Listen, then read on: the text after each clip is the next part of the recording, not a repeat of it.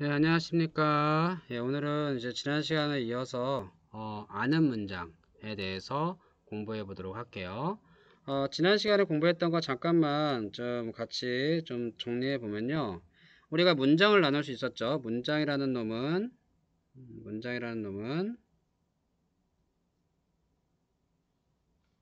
크게 혼문장과 겹문장으로 구분할 수 있었고, 그쵸? 그리고 겹문장은 종류에 따라 이어진 문장과 아는 문장으로 구분할 수 있었죠. 그 다음에 이어진 문장은 또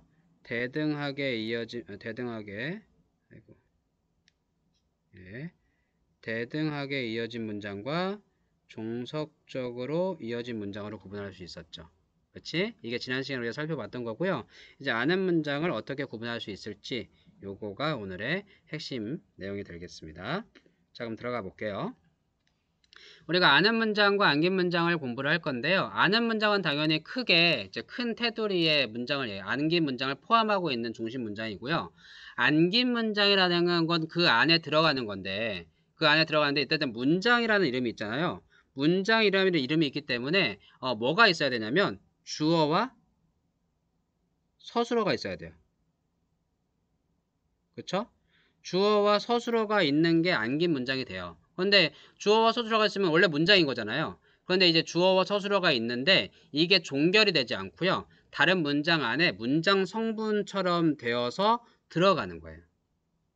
포함이 되는 거죠. 그래서 이렇게 주어와 서술어가 다른 문장 안에 들어가면 그게 안긴 문장인데 이거를 다른 말로 우리가 절이라고 하죠. 절. 주어와 서술어가 있는데 문장이 마무리되지 않고 다른 문장 안에 요소로 들어간다. 이걸 우린 절이라고 하고요. 안긴 문장들은 100%다 절이 되겠죠. 그치? 안긴 문장이 곧 절이에요. 절. 그래서 어떻게 들어가는가에 따라 어떤 문장 성분으로 쓰이는가에 따라 그 절의 이름이 결정이 돼요. 명사처럼 사용되면 명사절, 관형사처럼 사용되면 관형사절, 뭐 부사처럼 사용되면 부사절, 뭐 이렇게, 그렇지? 이런 식으로 그 어떤 성격을 지냐, 어떤 성분의 역할을 하느냐에 따라서 절의 이름을 나누게 되는데 그걸 지금부터 공부하면 된다. 이렇게 보면 될 것 같습니다. 자, 그럼 이제 하나하나 좀 짚어갈게요. 첫 번째, 나는 민수가 오기를 기다렸다. 요거부터 갈 건데요. 조금 첫 번째 문장의 개념만 정확하게 알게 되면 나머지는 우리가 좀 편안하게 가거든요. 그래서 선생님이 조금 이제 좀 따로 나누어서 좀 설명을 할게요. 나는 민수가 오기를 기다렸다. 문장을 써볼게요. 나는 민수가 오기를 기다렸다. 라고 썼을 때 이 문장의 주어가 누구죠? 네, 나는 있고 또 민수가도 주어죠. 자, 그럼 이 주어들에 해당되는 이렇게 짝을 지어지는 서술어를 찾아볼게요. 나는의 서술어가 누구야? 기다렸다죠. 얘네가 짝꿍이지. 민수가의 서술어는 오기를 요거죠. 이렇게 기다리죠. 민수가 오다니까. 이렇게 문장을 두 개로 나눌 수 있어요. 그럼 나눠보면 A 문장은 나는 기다렸다. 가 되는 거고 두 번째 B는 민수가 오기를 근데 이제 오기를은 여기 들어가 있는 상태고 원래는 오다가 기본형이었겠죠? 그치? 이렇게 해서 보면 물어볼게요. 이 문장에 나는 민수가 오기를 기다렸다. 이 전체 문장의 주체가 누구예요? 누가 지금 뭘 하고 있는 거예요? 나는이 하고 있는 거죠. 그러면 A 문장이 결국은 이 문장의 중심이 되는 아는 문장이 되죠. 그러면 다 자연스럽게 B가 안긴 문장이겠죠. 그치? 그러면 민수가 오다라는 이 문장이 A라는 아는 문장이 어떤 문장 성분으로 역할을 하고 있는가를 살펴봐야겠죠. 그치? 자, 그럼 봅시다. 나는 민수가 오기를 기다렸다. B를 한 덩어리라고 생각하면 민수가 오다라는 걸 한 덩어리라고 생각을 한다면 나는 민수가 오기를 기다렸다 해서 민수가 오다라는 것이 이 문장에 아는 문장에 무엇처럼 쓰였어요? 지금 여기 보면 목적어처럼 사용됐죠. 그쵸? 예, 목적어처럼 사용이 됐어요.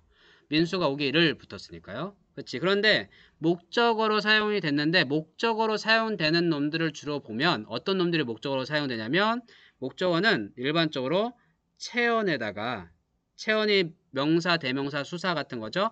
체언에다가 조사를 붙여서 만들죠. 그치? 그러면 민수가 오기를 해 르이 조사잖아. 그치? 얘가 조사잖아. 그러면 앞에 민수가 오기라는 것이 뭐가 되는 거야? 체언이 되는 거죠. 그치? 체언 중에서도 뭐 정확하게 체언이라고 얘기하지 뭐 명사냐 대명사냐 수사냐 이렇게 나눌 수는 없잖아요. 그런데 이제 기본적으로 문장에서는 명사의 역할이 크기 때문에 명사든 대명사든 수사든 어떻게든 체언 중에서도 얘는 명사라고 가르쳐요. 그냥 명사다 이렇게 얘기를 하거든요. 오케이?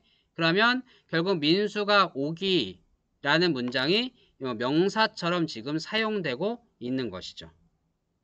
이해되나요? 예, 안긴 문장이 지금 명사처럼 사용되고 있는 거야. 그래서 이걸 뭐라고 그러냐면 이 안긴 문장을 우리 명사처럼 사용되니까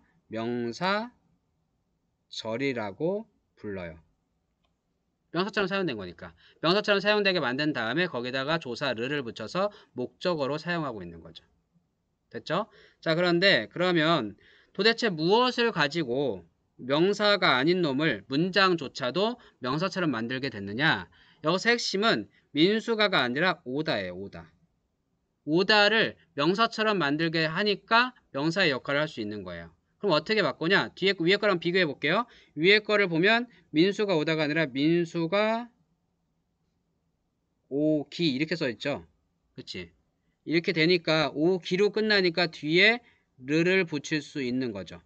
만약에 민수가 오다를 기다렸다. 이상하잖아. 그치? 그래서 오기라고 해놓으니까 르를 붙일 수 있는 건데 그러면 이 차이가 뭐냐? 오다와 오기의 차이를 알면 도대체 우리가 이런 문장을 어떻게 명사형, 그치? 명사절로 바꿀 수 있는지를 알 수가 있겠죠? 자, 오다를 분석해보면, 형태적 분석해보면 오 더하기 다죠. 오기도 나누면 오 더하기 기죠. 오다, 오기, 오냐, 뭐 오라, 뭐 이렇게 돼야 되잖아요. 그런데 오는 똑같으니까 얘는 비교할 필요가 없겠죠. 얘는 둘 다 똑같이 어간이에요. 그렇죠? 어간은 변하지 않아요. 그런데 어미가 변했어. 다는 다시 한번 네, 오다와 오기인데요. 다는 오다와 오기를 다시 쓸게요. 이렇게 했을 때 이 다와 기를 분석하면요. 다는 종결어미죠. 그렇죠? 그래서 만약에 민수가 오다 하면 문장이 끝나버려요. 그렇지? 더 이상 얘기할 게 없잖아. 종결어미야. 그런데 그 종결어미가 지금 뭘로 변하냐면 오기가 되면 너 오기 이렇게 되면 어떻게 해요? 약간 명사처럼 바뀌어져. 그래서 이거를 명사형 전성어미라고 그래요. 오케이? 그러니까 명사형 전성어미가 뭐냐? 동사인데 원래 오다가 동사인데 얘의 성격을 명사로 바꿔주는 거죠. 명사로 바꿔줬으니까 조사 르를 붙여가지고 목적어로 사용하는 거예요. 이해되나요? 그러니까 결국은 이 어미만 종결 어미를 전성 어미로 바꿔주면 그 문장이 안긴 문장이 될 수가 있는 거예요. 다른 문장 안에 들어갈 수 있는 거죠. 그래서 우리가 이 전성 어미의 역할이 중요하다고 이야기를 했었어요. 기억나죠? 자, 그럼 요거를 가지고 이제 문장을 다시 한번 들어가서 분석을 해볼게요. 나는 민수가 오기를 기다렸다. 이게 얘기한 것처럼 기가 전성어미라고 그랬어요. 전성어미 얘가. 전성어미 기가 쓰이니까 민수가 오다라는 문장이 명사처럼 바뀌어서 목적어로 사용되고 있죠. 그래서 우리는 이거를 명사절이라고 해요. 지금 민수가 오기, 요게 지금 명사절이 되는 거야. 오케이? 그런데 주로 이제 어떤 놈으로 사용될 때 명사절이라고 하냐? 문장의 주어, 그러니까 안긴 문장이 아는 문장의 주어가 되거나 목적어가 되거나 보어가 되면 이 자리가 다 명사 자리거든요. 그렇게 되면 우린 이거를 명사절이라고 부르는 거예요. 알았죠? 그럼 명사절을 만들려면 명사형 전성어미가 필요하잖아. 명사를 만들어주는 어미, 그게 이거예요. 기나 혹은 미음이 있죠. 그래서 기는 여기 쓰였잖아요. 오기 이렇게 쓰였잖아요. 미음 같은 경우는 그거야. 뭐 죽다 가 기본형인데 명사를 바꾸려면 죽음 이렇게 하면 되잖아요. 예, 그런 식으로 말이 좀 그렇긴 한데 이제 인데 어쨌든 예, 그렇게 우리가 명사형 전성 어미를 통해서 명사를 만들어 줄 수 있다. 그리고 그렇게 쓰인 문장을 명사절이라고 한다. 이해할 수 있겠죠? 다음 두 번째. 그 책은 내가 읽던 책이다. 역시 이 문장에서 중심이 되는 주어를 한번 찾아볼게요. 일단 주어는 그 책은이죠. 그 다음에 내가가 또 주어죠. 그러면 그 책에 해당되는 서술어는 예, 책이다죠. 그렇지? 그 다음에 내가에 해당되는 서술어는 읽던이죠. 그렇지? 그런데 이 문장 전체에서 이 문장의 주체는 누구냐? 그 책이에요. 그 책을 설명하는 문장이야. 그러니까 그 책이다가 이 문장의 중심 문장, 아는 문장이 되는 거고요. 내가 읽던이라는 문장이 안긴 문장이 되는 거예요. 그런데 내가 읽던이 이 문장에서 어떤 역할을 하고 있느냐? 내가 읽던 지금 뭐 하고 있어요? 책을 꾸며주고 있죠. 책이 명사잖아. 명사 꾸며주면 뭐라고 그랬어? 예, 관형사라고 그랬죠. 그래서 이거를 뭐라고 하냐? 관형절. 원래는 관형사절 이렇게 얘기해도 되는데 그냥 관형절이라고 줄여서 불러요. 오케이? 자, 그래서 그럼 관형절은 어떤 전성 어미로 만들어야겠죠. 그 관형사형 전성 어미들이 있어야겠죠. 얘네들이 관형사형 전성 어미들이에요. 그러니까 동사나 형용사를 관형사로 만들어주는 어미들이라고 보시면 돼요. 뭐뭐 하던 사람, 뭐뭐 하는 사람, 뭐뭐 할 사람 뭐 이렇게 해서 주로 시제와 같이 연결해서 쓰면 되는데 어쨌든 얘네가 관형사형 전성 어미.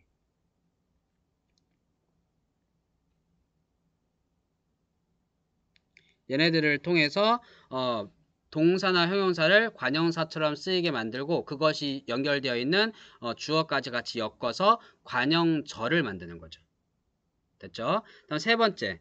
나는 눈이 아프도록 책을 읽었다. 역시 주어를 찾으면 나는 이 주어있죠. 그 다음에 눈이가 있죠. 그렇지? 그러면 나는에 해당되는 서술어는 읽었다죠. 나는 읽었다 이렇게 되겠죠. 그 다음에 눈이에 해당되는 서술어는 예, 아프도록 아프다 이거잖아요. 그렇지? 근데 이 문장의 중심이 되는 놈은 역시 예, 나는이죠.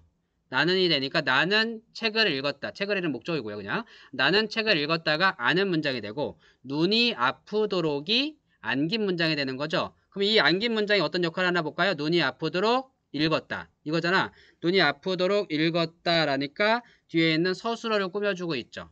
서술어를 꾸며주면 우린 뭐라고 불러요? 예, 우리는 그거를 부사라고 하죠. 부사어. 그래서 부사절이라고 그래요. 여기서 눈이 아프도록이라는 문장이 부사절로 쓰인 거예요. 그러면 부사절을 만들려면 부사형 전성어미가 필요하겠죠. 그게 이거예요. 뭐뭐도록, 뭐뭐게. 난 눈이 아프도록 책을 읽었다. 난 눈이 아프게 책을 읽었다. 다 똑같죠? 예, 이런 것들이 부사형 전성어입니다.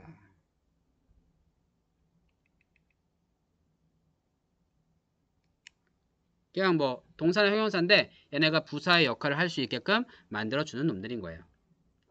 그래서 기본적으로 명사절, 관형절, 부사절은 같이 세 개가 같이 엮을 수 있는 게 전성 어미들을 통해서 안긴 문장을 만드는 형태라고 보시면 돼요. 알겠죠? 자, 그러면 이제 다음 거. 다운이는 마음씨가 예쁘다 이렇게 되면 일단은 주어를 찾아볼까요? 예, 다운이는 이렇게 있죠. 그 다음에 예, 마음씨가 이렇게 있죠. 그럼 서술어를 찾아볼까요? 예, 뭐 마음씨가의 서술은 쉽게 찾았죠. 예쁘다죠. 그 다음에 다운이는 예쁘다죠. 그치? 여기서는 역시 생략이 된 거예요. 예쁘다가 두 번 나오면 안 되니까 하나가 생략이 된 거죠. 원래는 다운이는 예쁘다, 마음씨가 예쁘다 두 개의 혼문장이 있었던 거죠. 근데 그게 합쳐졌어요. 그치?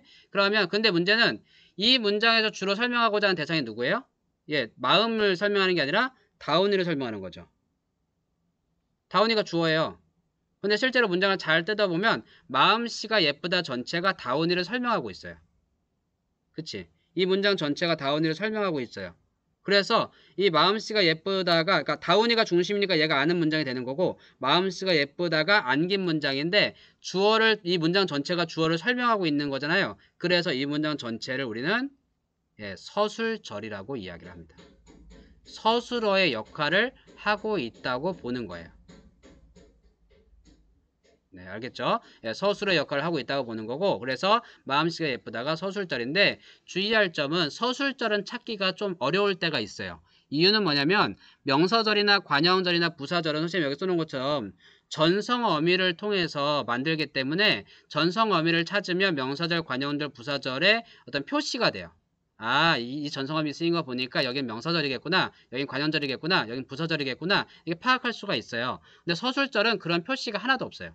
봐요. 다운이는 마음씨가 예쁘다. 그냥 뭐 다운이는 예쁘다, 마음씨가 예쁘다. 그냥 똑같이 해도 아무것도 뭐 더 추가되거나 지워지는 게 없잖아요. 그러니까 똑같이 쓰는데 그냥 주어가 두 개고 서술어가 하나인 거예요. 오케이? 이런 경우는 서술절이다라는 거. 그러니까 서술절은 의외로 그냥 지나치거나 쉽게 찾기 어려운 경우들이 가끔 있어요. 형태가 똑같기 때문에 그렇습니다. 기억해 두세요. 다음에 마지막 기호는 제가 그 일을 하겠습니다 라고 말했다. 우리가 이제 이런 거 많이 하잖아요. 다른 사람의 말을 가져올 때 우린 그걸 뭐라고 그래요? 예, 인용한다고 그러잖아요. 그래서 이거는 예, 인용절이라고 합니다. 인용절. 그냥 기호는 큰 따옴표를 묶어서 제가 그 일을 하겠습니다 라고 말했다. 이렇게 되는 거죠. 인용절을 만드는 거는 뭐뭐라고. 그러니까 이렇게 큰 따옴표를 가지고 오면 뭐뭐라고라고 하고요. 보통은 큰 따옴표를 안 하고 그냥 하면 기호는 자기가 그 일을 하겠다고 라고 말했다. 이렇게 하잖아요. 보통. 그치? 그렇게 할 때는 고를 쓰죠. 할 때 라고 같은 경우는 큰 따옴표를 직접 갖고 오잖아요. 그래서 이걸 직접 인용이라고 하고요. 직접 인용문 했어요. 직접 인용할 때 쓰고요. 뭐뭐 고는 그거를 말하는 사람 입장에서 문장을 바꾸잖아요. 그렇죠? 그래서 이거를 간접 인용이라고 해요. 이렇게 뭐 구분을 해요. 그렇죠? 그래서 어쨌든 이렇게 다른 사람의 말을 있는 그대로 가져와서 문장에 뭐냐면 그 사람이 말하는 그 자체가 문장이잖아요. 그 문장을 가지고 와서 내가 말하는 문장 속에 집어넣는 거니까 이건 인용절이 되는 거예요. 오케이? 이렇게 해서 인용절까지 살펴보면 기본적인 암기 문장의 5가지 종류를 우리가 살펴볼 수가 있습니다. 근데 주의할 점. 아까 이제 명사절, 관형절, 부사절을 만드는 거는 전성어미였잖아요. 그럼 여기 라고하고 고는 문장 성분이 뭘까요? 예, 얘네들은 조사입니다. 조사. 알았어요? 라고하고 고는 조사예요. 제가 그 일을 하겠습니다. 요 문장 전체가 약간 명사처럼 쓰인 거죠.